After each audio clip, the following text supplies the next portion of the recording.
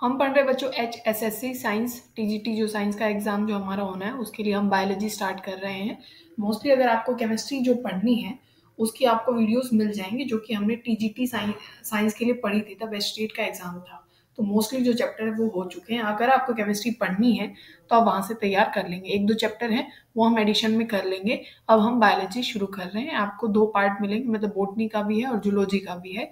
अभी हम जो कर रहे हैं वो प्लांट वाली कर रहे हैं। प्लांट में कौन सा, यहाँ पे दो चैप्टर कवर हो जाएंगे जो कि उन्होंने सिलेबस में दे रखे हैं, प्लांट ग्रोथ एंड डेवलपमेंट और जो प्लांट रेगुलेटर है वो। ठीक है, सबसे पहले आपको पता होना चाहिए कि प्लांट ग्रोथ क्या होती है। ग्रोथ जो होती है, जो वर्ड आया है ग्रोथ, इसका मतलब क्या होता है कि तब आप किसी चीज में क्या देखते हैं कि किसी चीज का मास बढ़ा है, किसी चीज का नंबर बढ़ा है और एक वर्ड आ जाता है जिसको आप क्या बोलते हैं, डिफरेंशिएशन। इन दोनों को मिला के ही क्या हो जाती है, डेवलपमेंट हो जाती है। ठीक है, इन दोनों का सम जो होता है वो कहलाता है डेवलपमेंट। किस किस चीज का, एक तो ग्रोथ होती है और एक क्या होती है, डिफरेंशिएशन होती है। जैसे मान लो आपके पास एक सेल है, अब वो क्या करती है, डिवाइड करती है, उसका साइज, उसका नंबर, सारी चीजें क्या होती है, इंक्रीज होती है। फिर क्या होता है, स्पेसिफिक आपको पता हो कि उनके फंक्शन जो हैं वो आपस में डिवाइड कर दिए जाते हैं कि भाई ये बन जाएगा जाइलम, ये बन जाएगा फ्लोएम, उनमें भी फिर वही ये ट्रैकेट का काम करेगा, ये सीव ट्यूब का, फ्लोएम में, इन सारी चीजों में उनके काम जो है वो बढ़ जाते हैं, जिसको बोला जाता है डिफरेंशिएशन।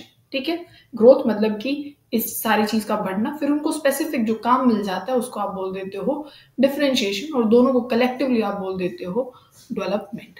ठीक है, जैसे आपने देखा भाई सीड है, सीड के बाद सीडलिंग होती है जिसमें आपने देखा है अंकुरित जो सीड होता है उसको सीडलिंग, फिर प्लेटलेट्स जिसपे थोड़ी थोड़ी ग्रीन आपको छोटे छोटे मतलब लीफ, छोटे छोटे पार्ट दिखने लग जाएंगे, वो प्लेटलेट्स हो जाती है, फिर मैच्योर प्लांट बन जाता है, देन आपको पता है उसपे क्या हो जाती है, फ्लावरिंग हो जाती है।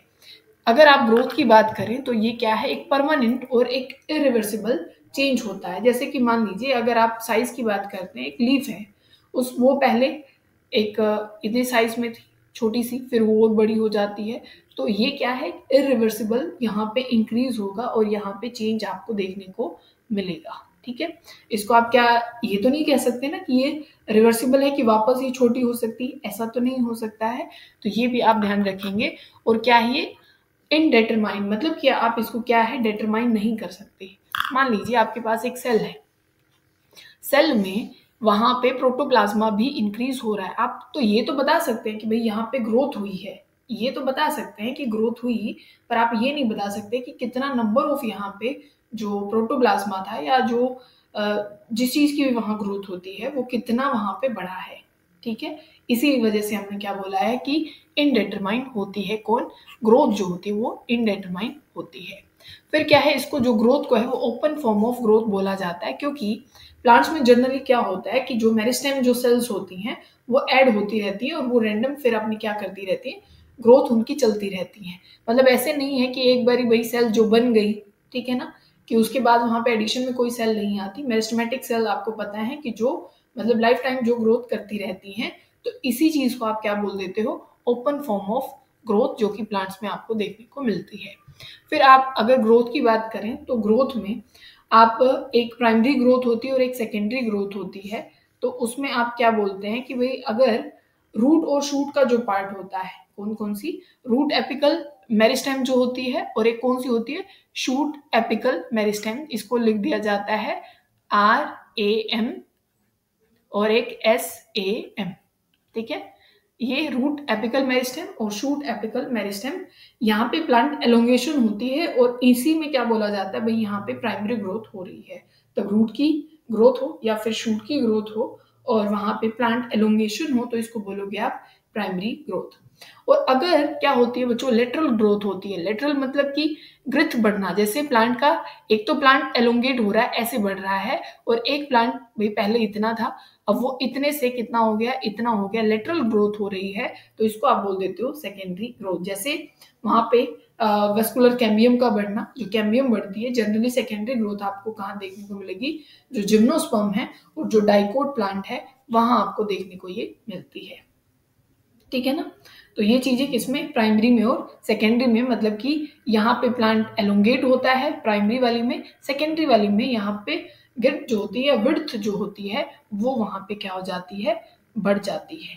ठीक है, अगर आप क्या है सेलुलर लेवल पे अगर ग्रोथ को आप देखते हैं, किस पे, सेलुलर लेवल पे अगर आप ग्रोथ को देखते हैं तो वो आप सेलुलर लेवल पे होती है। वहां पे प्रोटोप्लाज्मा जो है, जैसे आप बोलते हैं सेल का जो प्रोटोप्लाज्मा होता है, सारा कंटेंट जो होता है, चाहे वो न्यूक्लियर प्लाज्मा हो चाहे वो साइटोप्लाज्मा हो, वो इंक्रीज होता है। ठीक है, और जो आप जो ग्रोथ कह रहे हैं, क्योंकि अगली स्टेटमेंट क्या है कि वो मेजरेबल है, आप उसको क्या है मेजर कर सकते हैं। किसकी बेसिस पे कर सकते हैं कि उसका आप वेट मेजर कर सकते हैं कि भाई पहले इसमें एक आप लेंथ मेजर कर सकते हैं कि लीफ इतनी थी फिर इतनी हो गई, आप उसकी लेंथ मेजर कर सकते हैं, उसका वेट बता सकते हैं, एरिया बता सकते हैं, उसकी वॉल्यूम भी बता सकते हैं, उसका फ्रेश वेट, ड्राई वेट, वो सारी चीजें हम क्या है कैलकुलेट कर सकते हैं। जैसे पोलन ट्यूब का भी हम जो साइज है, लेंथ है, वो हम मेजर करके बता सकते हैं। ठीक है, तो ये चीज है। और फिर उसमें अगर आप देखें कलेक्टिवली कि ग्रोथ के बहुत सारे क्या होते हैं, फेजेस होते हैं। ग्रोथ के क्या होते हैं, फेजेस होते हैं।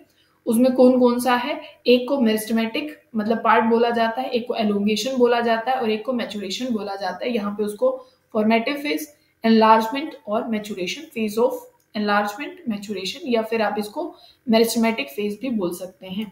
जहां पे क्या होती है, जो सेल होती है वो डिवाइड होती है, मतलब कि पहले मेरिस्टेमेटिक की बात चल रही है, डिवाइडिंग क्या होगी, सेल होगी जिसमें रूट और शूट एपेक्स की बात होगी। किसकी बात होगी, रूट वाले पार्ट की और शूट वाले पार्ट की वहां पे बात होगी। यहाँ पे क्या होगा, इस फेज में जो प्रोटोप्लाज्मा होगा वो काफी ज्यादा क्या होगा, रिच होगा सेल के, उसमें सेल की बेसिस की बात कर रहे हैं, और न्यूक्लियाई जो होगा वो काफी बड़ा होगा। और जो प्लाज्मोडेस्मेटा होता है, प्लाज्मोडेस्मेटा दो सेल के बीच में जो ये कनेक्शन होता है उसको आप प्लाज्मोडेस्मेटा बोलते हैं। और यहाँ पे जो आप ग्रोथ की बात करते हैं वो प्राइमरी लेवल पे, एक बात समझने वाली है यहाँ पे कि तब भी आप मेरिस्टेमेटिक की बात करते हैं तो यहाँ पे लार्ज न्यूक्लियस की बात क्यों हुई, प्रोटोप्लाज्मा कंटेंट क्यों हुआ, क्योंकि आपको पता है मेरिस्टेमेटिक सेल क्या करती रहती है, डिवाइड करती रहती है और नई सेल यहाँ से बनती रहती हैं, तो उसके लिए न्यूक्लियस भी बड़ा होना चाहिए और वहां पे जो प्रोटोप्लाज्मा है वो भी मतलब ज्यादा होना चाहिए, क्योंकि उसी से वहां पे क्या है बहुत सारी सेल्स बननी है और तब एक सेल से दूसरी सेल में मटेरियल का ट्रांसफर कराना है, तो जो प्लाज्मोडेस्मेटा है वो भी वहां पे होनी चाहिए। फिर बात आती है एलोंगेशन की, मतलब एनलार्जमेंट की। इसमें क्या होता है, सेल भी जो साइज जो होता है वो इंक्रीज होना शुरू हो जाता है। यहाँ पे वैक्यूल आपको जो साइज है, वैक्यूल का साइज ज्यादा मिलेगा यहाँ पे, और जो सेल वॉल है, ठीक है, जैसे आप फॉर्मेटिव या जो मेरिस्टेमेटिक जो अपना क्या था फेज है, उसमें जो सेल वॉल होती है वो आपको ज्यादा मतलब डिपोजिशन या बहुत हार्ड नहीं मिलती, क्योंकि उसको डिवाइड होना होता है। सेल वॉल ज्यादा हार्ड नहीं मिलती, प्राइमरी लेवल पे मिलती है। और जो एनलार्जमेंट है यहाँ पे सेल वॉल पे कुछ ना कुछ आपको डिपोजिशन देखने को मिलती है। ठीक है, मैचुरेशन में क्या है कि भाई जो भी यहाँ पे सेल होगी वो अपना मैक्सिमम जो साइज है वो अटेन कर चुकी है, जो अपने पास क्या होगी, सेल वॉल होगी वो थिक हो चुकी है, और जो प्रोटोप्लाज्मा था वो भी अब मॉडिफाई हो जाएगा, मतलब अपने अपने फंक्शन के लिए वो रेडी हो जाएंगे। जैसे मेरिस्टेमेटिक में क्या था, अभी वो डिटरमाइन नहीं हुआ था, वो सिर्फ डिवाइडिंग फेज में वो था। ठीक है, तो ये सारी चीजें आपको पता होनी चाहिए। फिर बात आ जाती है कि ग्रोथ की, क्योंकि हम यहाँ भी ग्रोथ की बात कर रहे हैं तो वही बता देते हैं। फिर ग्रोथ रेट की बात करेंगे कि अगर आप ग्रोथ की बात करें तो एक एब्सोल्यूट ग्रोथ होती है बच्चों, यहाँ पे शायद मिल जाएगा हमें, हाँ, एक एब्सोल्यूट ग्रोथ होती है और एक क्या होती है, रिलेटिव ग्रोथ होती है। कौन सी, एब्सोल्यूट और रिलेटिव ग्रोथ। एब्सोल्यूट क्या है भाई, जितनी हुई है, रिलेटिव तो मतलब हम किसी ना किसी दूसरे से उसका क्या करने वाले हैं, रिलेशन उसका निकालने वाले हैं। एब्सोल्यूट क्या होता है कि जैसे एनसीईआरटी में ही हमें एग्जांपल दे रखा भाई ये कितनी सेल है, लीफ है, और फिर उसका साइज क्या हो गया है, बड़ा हो गया। पहले 5 सेंटीमीटर की थी, फिर ये 10 सेंटीमीटर की हो गई। ठीक है, एक में दे रखा है भाई वो क्या थी, एक लीफ थी 50 सेंटीमीटर की, फिर वो क्या हो गई 55 सेंटीमीटर की हो गई है। ठीक है, तो इनका जो डिफरेंस रहने वाला है कि भाई 10 मतलब फाइनल हो गया और जो इनिशियल था वो 5 हो गया, तो एक्चुअल में कितनी हो गई, ये 5 सेंटीमीटर की हो गई। इसको आप एब्सोल्यूट क्या बोलते हो कि ग्रोथ हुई है। और यहाँ पे कितनी हो गई, यहाँ भी 5 की हुई है, 5 सेंटीमीटर की हुई है। अब रिलेटिव कैसे निकालना है, रिलेटिव है कि भाई आप अगर बात देखें कि कितना तो यहाँ पे चेंज आया है, बात समझ के ना, कितना क्या है यहाँ पे एक्चुअल में हमारे पास चेंज आया है कितना है, 5 का है, और कितने साइज तक वो पहुंच गई है, ठीक है, 10 सेंटीमीटर तक पहुंच गई, ठीक है। यहाँ पे कितना है भाई, ये 5 का, और ये कितने तक, मतलब फाइनल जो पहुंचा 55 तक। जो आप क्या करते हैं कि फाइनल जो पहुंचा और जो उसका एक्चुअल क्या था वहां पे ग्रोथ जो रेट थी, ठीक है, उसको आप क्या कर लेते हैं, एक दूसरे के साथ क्या कर लेते हैं, रिलेट कर लेते हैं। इसको आप क्या बोलते हैं, रिलेटिव ग्रोथ रेट, ठीक है। जैसे ये बोला गया है कि growth of a given system per unit time expressed on a, अच्छा ये तो रेट की बात कर रहे हैं, नॉर्मल रेट तो आप पता है कि कितने समय में कितना हुआ है उसके बेसिस पे आप करते हैं, पर यहाँ पे नॉर्मल हम क्या बात कर रहे थे, रिलेटिव ग्रोथ की, पर ये यहाँ पे बोल रहा है किस चीज के बारे में, रेट के बारे में। रेट तो आपको पता ही कि उस समय से तब भी आप किसी भी ग्रोथ को डिवाइड कर देंगे तो वो रेट बन जाएगा अपने आप ही, ठीक है। तो ऐसे निकाली जाएगी ये वाली चीज, ये 0.5 हो जाएगा, और ये आपके पास कितना हो जाएगा, 1/11, लगभग हमारे पास कितनी आ जाएगी, 0.09, मतलब कि ये वैल्यू क्या आ जाएगी, काफी कम आ रही है। तो इसमें जो ग्रोथ आप देख रहे हो वो क्या है, ज्यादा है, और इसमें क्या है, ग्रोथ जो रिलेटिव है वो काफी कम है, ठीक है। तो ऐसे आप कंपेयर करते हैं किसी भी, किसको, ग्रोथ को, एब्सोल्यूट को, और किस चीज को, रिलेटिव वाली ग्रोथ को, ठीक है। फिर जो हम बात कर रहे हैं कि आप जो ग्रोथ जो देखते हैं वो किस किस तरीके से होती है, एक अर्थमेटिक होती है, और एक कैसी होती है हमारे पास, एक होती है जियोमेट्रिक, ठीक है। अर्थमेटिक वाले में क्या है, अब वो समझिएगा। यहाँ पे अर्थमेटिक में होता है क्या है कि भाई आपके पास एक सेल मान लीजिए जो मेरिस्टेमेटिक सेल है, मेरिस्टेमेटिक ने 2 सेल बनाई, ठीक है, मेरिस्टेमेटिक ने क्या बनाई, 2 सेल बनाई, और एक सेल तो हो गई डिफरेंशिएट, मतलब उसको अपना फंक्शन मिल गया, उसको डिफरेंशिएशन बोलते हैं, डिफरेंशिएट हो गई वो, और एक वापस से बन गई मेरिस्टेमेटिक सेल। ये तो अब डिवाइड होने से रही क्योंकि इसको तो अपना फंक्शन मिल गया, ये अपना काम करेगी। ये सेल फिर से डिवाइड होगी और ये क्या करेगी भाई, एक बन जाएगी, एक हो जाएगी डिफरेंशिएट, और एक फिर से मेरिस्टेमेटिक बन जाएगी, ठीक है, बात समझ में आ रही है। फिर से अब क्या होने वाला है कि भाई ये तो अब डिवाइड करेगी नहीं, यही डिवाइड करेगी, 2 सेल बनेंगी, एक डिफरेंशिएट हो जाएगी और एक मेरिस्टेमेटिक, फिर ये डिवाइड करेगी। मतलब ये अर्थमेटिक होता है, यहाँ पे आपको ज्यादा क्या नहीं दिखाई पड़ता है कि ग्रोथ आपको ज्यादा नहीं दिखाई पड़ रही, हर बारी में एक ही सेल आपको दिखाई पड़ रही है ग्रोथ में, ये डिफरेंशिएट होती जा रही है। तो ये ग्राफ आपको दिख रहा होगा अर्थमेटिक वाली में, जैसे height of the plant time, और ये कॉन्स्टेंटली एक ही उससे ये क्या है, बढ़ती जा रही है। ज्यादा नंबर नहीं है कि पहले 2 सेल थी, फिर भाई उसका स्क्वायर हो गया, फिर उसका भी स्क्वायर हो गया, ऐसा यहाँ पे देखने को नहीं मिलता है। ज्योमेट्रिक में ऐसा होता है, यहाँ पे क्या होता है कि भाई एक सेल है, 1 से 2 बन गई, ठीक है, फिर वो भी क्या है, ग्रो करने वाली हैं, ये भी ग्रो करने वाली हैं। तो ऐसे ऐसे जो नंबर होता है वो क्या है, वो इंक्रीज होता रहता है। ऐसे में आप क्या देखते हैं, इसको बोलते हैं ज्योमेट्रिक ग्रोथ, यहाँ पे आपको देखने को मिलती है, ठीक है। ऐसा किस में देखने को मिलेगा, यूनिसेलुलर ऑर्गेनिज्म में आपको यहाँ पे ऐसा देखने को मिलता है, ठीक है, जो ज्योमेट्रिक ग्रोथ आप पढ़ रहे हैं, ठीक है, बात समझ में आ गई। यहाँ पे जो अर्थमेटिक वाला था इसमें कौन मिलता है, ये रूट और शूट एलोंगेशन में ऐसा हमें देखने को मिलता है, जैसे हम अभी हाइट की बात कर रहे थे, तो वहां ऐसा आपको देखने को मिलेगा। और अगर आप इसकी बात करें तो स्टार्टिंग में तो हमें क्या मिलता है भाई, 1 से 2 सेल बन गई, ठीक है, इतना इंक्रीज दिखा, फिर 2 थी, फिर उससे भाई 4 बन गई। तो स्टार्टिंग में तो हमें क्या लगता है कि भाई ये बिल्कुल नॉर्मल ग्रोथ चल रही है, जिसको लैग फेज बोलते हैं, ठीक है। और जो फिर क्या है, एकदम से रैंडम ग्रोथ देखने को मिलती है, जिसको एक्सपोनेंशियल फेज बोलते हैं, या फिर इसको लोग फेज बोलते हैं। ये लैग फेज होता है, ये लोग फेज होता है, एक्सपोनेंशियल फेज भी इसको बोला जाता है। फिर आ जाता है कि भाई स्टेशनरी फेज आ जाता है, एक टाइम पे आके वहां पे जो ग्रोथ है वो क्या होती है, सस्टेन हो जाती है, वो रुक जाती है, तो इसको बोल देते हैं स्टेशनरी फेज, ठीक है, बात समझ में आ गई। और इसको सिग्मोइड ग्राफ बोला जाता है, एस शेप, क्योंकि ये कुछ कुछ एस बनता है, तो सिग्मोइड ग्रोथ भी इसको बोला जाता है, या सिग्मोइड कर्व भी इसको बोला जाता है, ठीक है। तो ये चीज आपको ध्यान रखनी है, बात समझ में आ गई होगी। फिर आपको पता होना चाहिए कि ग्रोथ की क्या कंडीशन है, ये तो नॉर्मल सी बात है, ये तो कोई पूछने भी नहीं वाला हमसे। कंडीशन क्या होती है, कंडीशन ये है कि भाई किसी को अब क्या है भाई, जिसको लाइट चाहिए उस प्लांट को लाइट दो, जिसको वाटर चाहिए उसको वाटर दो, जिसको न्यूट्रिएंट्स चाहिए वो तो सबको चाहिए, न्यूट्रिएंट्स मिले तो, और ऑप्टिमल एक टेम्परेचर मिलना चाहिए, मतलब बहुत ज़्यादा हाई टेम्परेचर में प्लांट ग्रोथ नहीं कर सकते। तो ये सारी चीज़ें क्या होती हैं, ये सारी चीजें ग्रोथ के लिए रिस्पॉन्सिबल होती हैं। फिर बात है, एक वर्ड आता है डिफरेंशिएशन, फिर आ जाता है डी डिफरेंशिएशन, फिर आ जाता है री डिफरेंशिएशन। ठीक है, डिफरेंशिएशन हमने पढ़ा कि क्या हो जाता है कि भाई एक सेल स्पेशलाइज्ड हो जाती है कि वो उसने अपना फंक्शन पकड़ लिया है। ठीक है, फिर क्या होता है कि जो डिफरेंशिएशन जिसका हो चुका था, अब वो सेल अपनी अपनी जो एबिलिटी थी उसकी, मतलब कि उसकी जो एबिलिटी, मतलब कि उसका एक फंक्शन था भाई, वो जाइलम बन गया था, वो अपनी एबिलिटी को लॉस कर देता है, मतलब वो अपना फंक्शन भूल जाता है। ठीक है, तो वापस से नॉर्मल अपनी जो ग्रोथ जैसे मेरिस्टेमेटिक सेल होती है उसके बाद डिफरेंशिएशन होता है ना, तो डिफरेंशिएशन वो अपना छोड़ करके मेरिस्टेमेटिक के रूप में आ जाता है, तो उसको बोलते हैं डी डिफरेंशिएशन। ठीक है, अब जिस सेल का डी डिफरेंशिएशन हुआ है वो वापस से अपना फंक्शन पकड़ ले, उसको बोल देते हैं री डिफरेंशिएशन। ठीक है, फिर से सुनो, देखो मैंने क्या बोला कि भाई एक सेल थी, वो एक नॉर्मल मेरिस्टेमेटिक सेल थी, मेरिस्टेमेटिक सेल से उसका तब उसको एक फंक्शन मिल जाता है प्रॉपर, तो उसको बोलते हैं डिफरेंशिएशन। ठीक है, जिस सेल का डिफरेंशिएशन हो गया था उसने क्या किया, अपना जो फंक्शन है उसको छोड़ करके एक नॉर्मल सेल के उसमें चली गई जिसका कोई फंक्शन अभी है नहीं, जैसे मेरिस्टेमेटिक में होता है।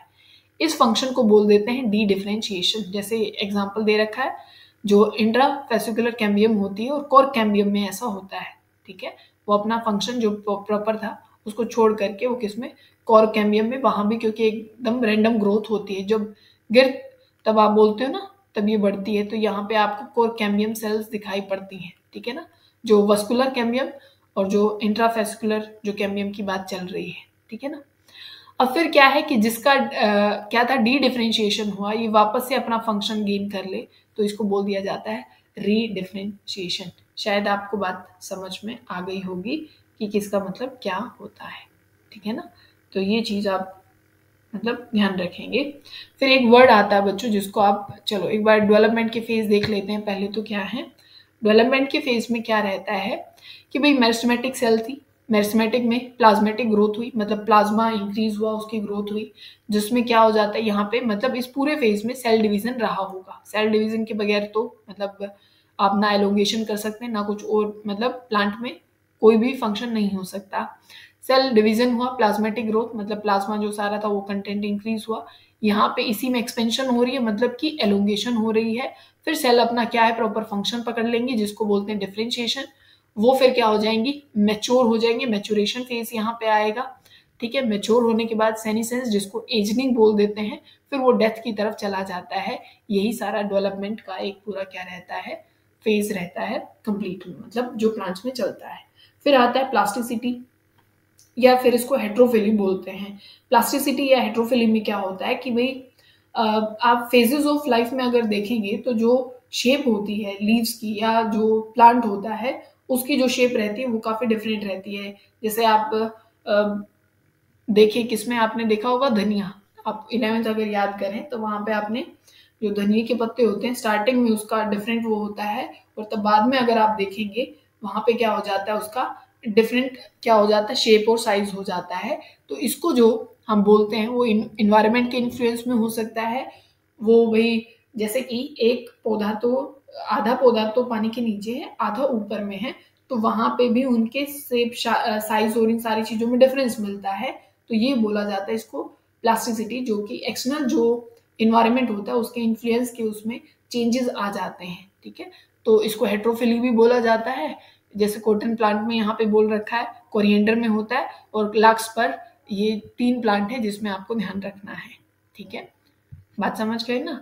तो इसमें तो मिलता है, जैसे कॉटन प्लांट मैंने जो बोला, और दूसरा मैंने कोरिएंडर जो धनिया है, और एक लार्क पर।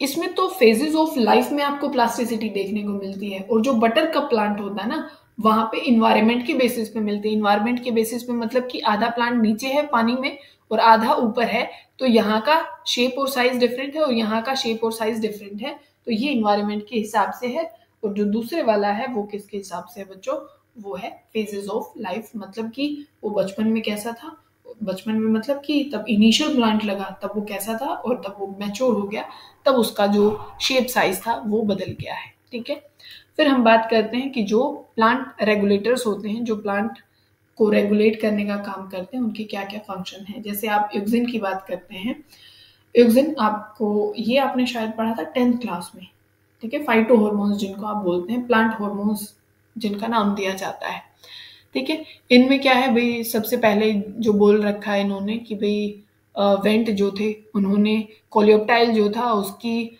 टिप में उसको देखा था, ठीक है, वेंट थे उन्होंने देखा था। आपको मेनली जो है वो फंक्शन पता होने चाहिए। जैसे एक तो ये बात आपको स्पेशली पता होना चाहिए, 3 होते हैं अपने पास ग्रोथ प्रोमोटिंग और 2 होते हैं आपके पास जो ग्रोथ इनिबिटर होते हैं, जो इनिबिट करते हैं। एक तो ABA इनिबिटर होता है और एक इथाइलिन होता है।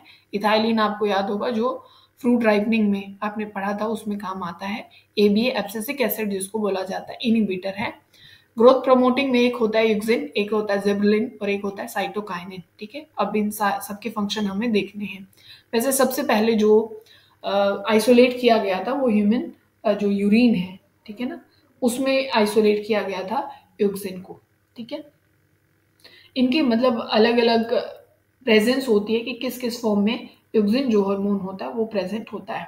वैसे ये जाइलम डिफरेंशिएशन में वर्क होता है, पार्थेनोकार्पी में इसका काम आता है, एपिकल जो डोमिनेंस होती है उसमें इसका काम आता है, और सेल डिवीजन में, रूटनिंग में, फ्लावरिंग में सारे फंक्शन इसके होते हैं, मेनली किसके, यूक्सिन के। जैसे सेल एनलार्जमेंट है, एपिकल डोमिनेंस है, सेल डिवीजन है। ये क्या करता है, इन्हीं जो एब्सेशन का मतलब क्या होता है बच्चों, एक सेनिसेंस होता है, एक एब्सेशन होता है। एब्सेशन मतलब होता है कि जैसे आपने लीफ और इन चीजों को गिरते हुए देखा है ना, मतलब वो गिर जाती है, टूटना, वो सारा उसको एब्सेशन बोलते हैं, ठीक है। एक होता है एजनिंग, मतलब जो नेचुरल डेथ की तरफ बढ़ रहा है, और एक भाई जो फूल गिर गया, पत्ते गिर गए या फिर फ्रूट्स गिर जाते हैं, ये एब्सेशन में आता है, तो उसको इनिबिट करने का काम करता है, मतलब रोकने का काम करता है। और पार्थेनोकार्पी को भी ये इंड्यूस करने का काम करता है कि जो आप फ्रूट और ये सारा सब कुछ बनता है विदाउट फर्टिलाइजेशन, उसको आप पार्थेनोकार्पी बोलते हो, तो ये इंड्यूस करता है पार्थेनोकार्पी को, ठीक है। तो ये सारे फंक्शन इसके रहेंगे। अब इसमें क्या होता है, आपने देखा होगा कि ये शेडेड रीजन में मेनली आपको मिलता है कि यहाँ पे सूर्य है तो हमेशा जो शूट होती है अपनी, मतलब जो स्टेम होती है वो सन की तरफ बेंड कर जाती है। तो एक्चुअल में होता क्या है कि यहाँ पे आपको यूक्सिन कलेक्टिवली मिलेगा, इस साइड में शेडेड एरिया में मिलता है, कभी भी सन की साइड नहीं मिलता है।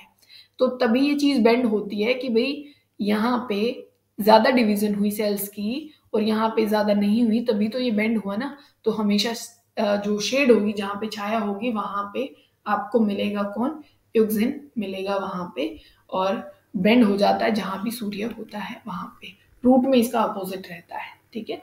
तो ये आपको कुछ चीजें मतलब ध्यान रखनी है कि कहाँ ये मिलता है और कहाँ नहीं मिलता। प्रॉपर फंक्शन कि भाई सेल एनलार्जमेंट में कौन आया, सेल डिवीजन में कौन कर रहा है, या एब्सेशन को इनिबिट करने का काम कौन करता है, तो ये कुछ चीजें आपको पता होनी चाहिए, ठीक है ना। फिर आपको 2 बात और पता होनी चाहिए, एक IAA इंडोल एसिटिक एसिड इसको बोला जाता है, ये नेचुरल यूक्सिन है। क्या है, नेचुरल यूक्सिन है IAA इंडोल एसिटिक एसिड। एक IBA इंडोल ब्यूटायरिक एसिड इसको बोला जाता है। सिंथेटिक में आ जाता है आपके पास NAA, ठीक है, नेफ्थलीन एसिटिक एसिड।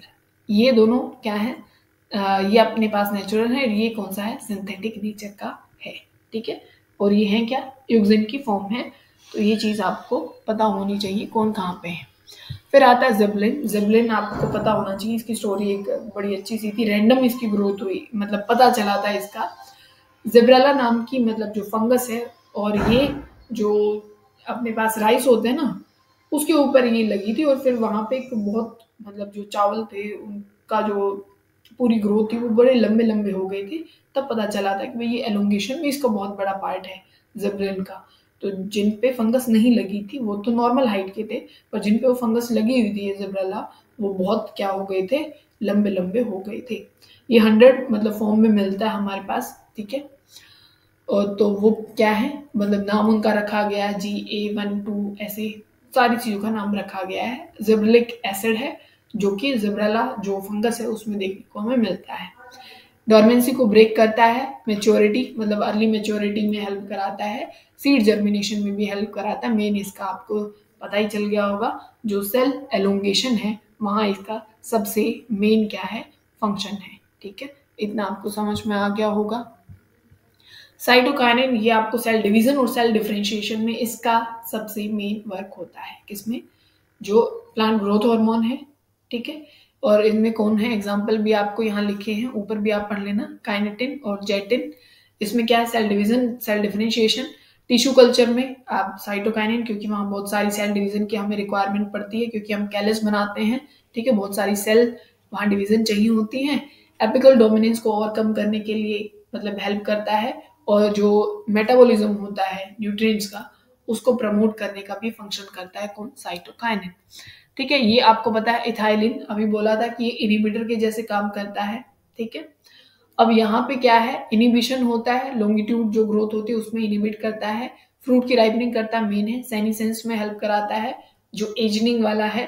ठीक है, और प्रमोट एपिकल डोमिनेंस। ठीक है, एपिकल डोमिनेंस में ये क्या करता है, हेल्प कराता है, प्रमोट करता है उसको। सेम अपने पास एब्सिसिक एसिड है, एब्सिसिक एसिड ये भी इनिबिटर है। बट डोरमेंसी, डोरमेंसी आपको पता होगा ना, जो रेस्टिंग फेज होता है। रेस्टिंग मतलब कि तब सीड है जैसे, या बट कोई भी है चीज, डोरमेंसी मतलब कोई भी अपने रेस्ट फेज में बैठा है, वो कोई भी एक्टिविटी नहीं दिखा रहा, उसको डोरमेंसी बोला जाता है।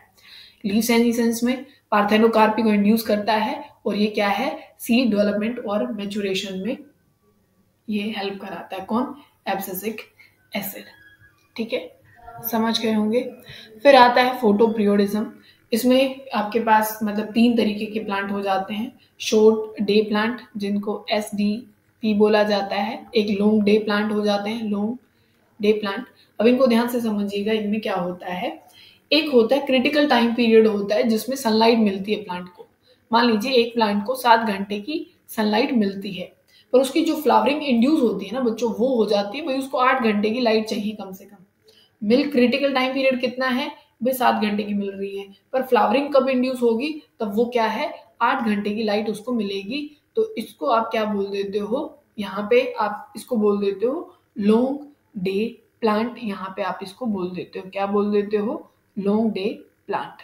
ठीक है, अगर आप शॉर्ट डे प्लांट की बात करें तो वहां पे क्या हो जाता है कि एक आपके पास क्या है कि भाई क्रिटिकल टाइम पीरियड तो उतना ही मान लीजिए 7 घंटे का है, पर वो 6 घंटे में भी फ्लावरिंग कर देगा। कितने घंटे में, 6 घंटे में भी वहां पे जो फ्लावरिंग है वो इंड्यूस हो जाती है। तो इसको आप क्या बोल देते हो फिर वहां पे, यहाँ पे आप उसको शॉर्ट डे प्लांट बोल देते हो। ठीक है, और एक में क्या है, एक ऐसा प्लांट है कि भाई उसको बेशक क्रिटिकल जो उसको लाइट मिल रही है एक प्लांट को 7 घंटे की है, पर वो 2 घंटे में फ्लावरिंग कर लेगा, 3 में भी, 4 में भी, 1 में भी, सब में कर लेगा। ठीक है, तो उसको डे न्यूट्रल प्लांट बोलते हैं। फिर से आप सुनिएगा क्या बोला है कि एक तो होता है कि भाई जहाँ पे क्रिटिकल टाइम पीरियड था 7 घंटे का, 7 घंटे का था, चाहिए उसको फ्लावरिंग के लिए 8 घंटे, मतलब कि जो लॉन्ग डे प्लांट आप उसको बोलोगे, क्योंकि उसको क्या चाहिए, ज्यादा लाइट चाहिए उसको। ठीक है, डे उसको ज्यादा लंबा चाहिए। ठीक है, तो वो क्या हो गया, LDP में आ गया, लॉन्ग डे प्लांट में। शॉर्ट में कि भाई क्रिटिकल टाइम पीरियड, लाइट तो मिल रही है 7 घंटे, पर 6 घंटे में फ्लावरिंग कर लेगा, तो वो आ गया शॉर्ट डे प्लांट। न्यूट्रल वाले में वो किसी भी घंटे में क्या कर सकता है, फ्लावरिंग कर सकता है। इसको फोटोप्रियोडिज्म हम बोलते हैं। ठीक है, या आप एग्जाम्पल कुछ याद रख लेंगे इसके। डे न्यूट्रल में आपको जो बीन है, वाइल्ड किडनी है, और जो लॉन्ग डे प्लांट है उसमें रेडिश है, बरले है।